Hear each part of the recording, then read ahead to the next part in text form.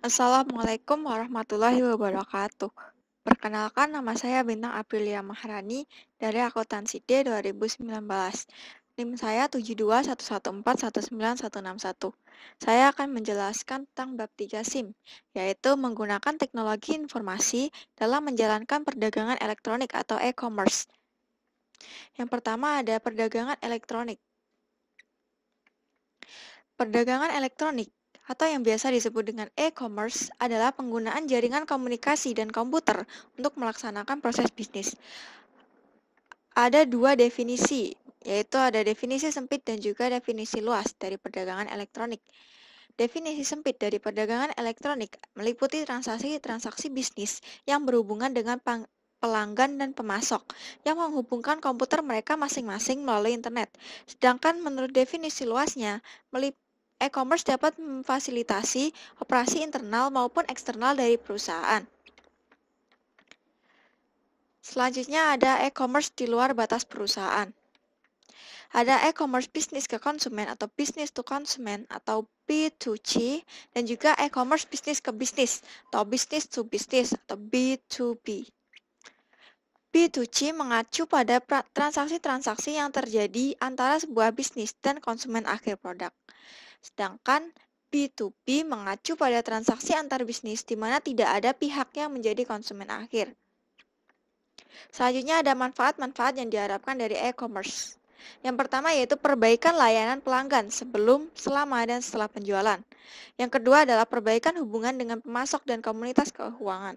Yang ketiga adalah peningkatan imbal hasil ekonomi atas pemegang saham dan investasi pemilik. Selanjutnya ada faktor-faktor kunci sukses dalam e-commerce. Yang pertama, menyediakan harga kompetitif.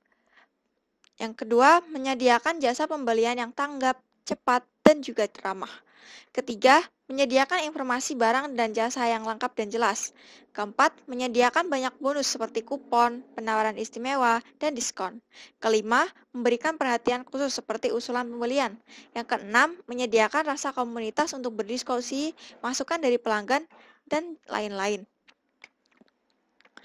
Lalu ada kendala-kendala dari e-commerce. Yang pertama adalah biaya yang tinggi. Kedua, kekhawatiran akan masalah keamanan.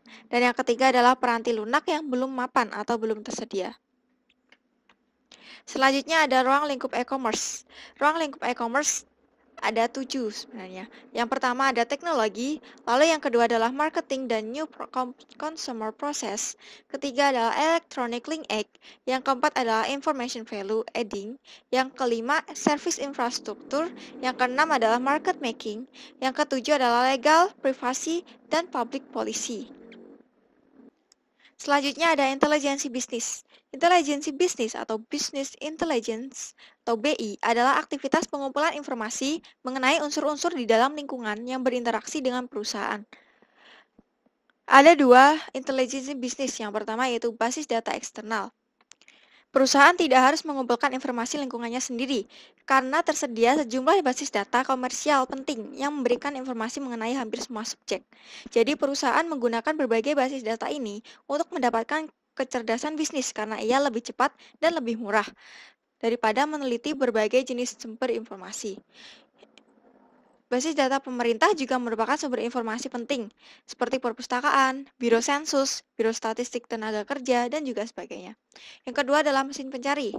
Mesin pencari adalah suatu program komputer khusus yang menanyakan suatu kata atau kelompok kata kepada pengguna untuk dicari. Program ini kemudian mencari isi situs-situs web di internet untuk melihat apakah kata tersebut terdapat di situs-situs web tertentu. Selanjutnya ada strategi e-commerce dan sistem interorganisasional. Strategi yang paling sering disebut-sebut adalah strategi di mana unsur-unsur yang ada dikaitkan dengan transmisi data elektronik. Strategi tersebut bernama sistem interorganisasional atau interorganisasional system atau IOS. Dalam IOS seringkali disebut-sebut ED atau Electronic Data Interchange. Pertukaran data elektronik adalah salah satu cara untuk mendapatkan suatu sistem interorganisasional. Selanjutnya ada sistem interorganisasional atau IOS.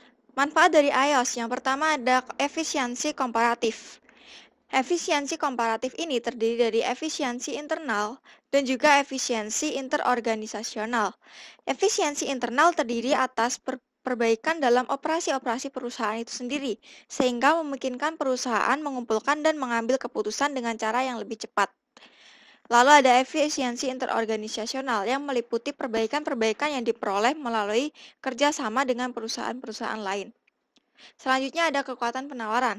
Kekuatan penawaran adalah kemampuan sebuah perusahaan untuk menyelesaikan perselisihan dengan para pemasok dan pelanggannya demi keuntungan perusahaan itu sendiri. Kekuatan ini diambil dari 3 area dasar. Yang pertama yaitu fitur-fitur produk yang unik. Kedua, menurunkan biaya-biaya yang berhubungan dengan penelitian. Dan yang ketiga adalah meningkatkan biaya perpindahan. Selanjutnya ada strategi B2C untuk e-commerce. Yang pertama adalah produk-produk digital. Suatu perbedaan utama dari pembelian produk-produk digital dengan produk-produk fisik melalui web adalah produk digital dapat digunakan begitu selesai di-download. Sedangkan produk-produk fisik, barang-barang fisiknya tidak dapat dikonsumsi melalui web. Sebagai gantinya, harus dikirimkan ke pelanggan secara langsung. Selanjutnya ada penjualan maya versus campuran. Penjualan maya adalah penjualan yang dilakukan oleh sebuah perusahaan yang tidak mengoperasikan tempat berjualan fisik. Sedangkan penjualan campuran terjadi ketika perusahaan memiliki tempat berjualan secara fisik dan situs web di mana pelanggan dapat membeli produk. Selanjutnya adalah pemerintahan elektronik. Penggunaan teknologi informasi oleh pemerintah untuk memberikan informasi dan pelayanan bagi warganya, urusan bisnis, serta hal-hal lain yang berkenaan dengan pemerintahan. Selanjutnya adalah langkah e-commerce berikutnya. Tantangan bagi e-commerce lebih dari sekadar barang yang ditawarkan. Banyak pelanggan lebih nyaman menggunakan telepon seluler daripada menggunakan keyboard komputer. Yang pertama ada perdagangan bergerak. Perdagangan bergerak adalah penggunaan telepon seluler dan asisten digital pribadi atau personal digital assistant (PDA) untuk melakukan e-commerce nirkabel.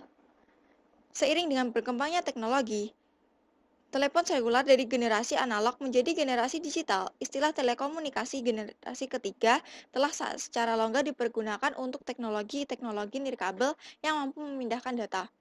Lalu nirkabel berkelas bisnis di semua tempat. Tidak semua internet kabel cukup memadai untuk penggunaan web umum maupun pribadi.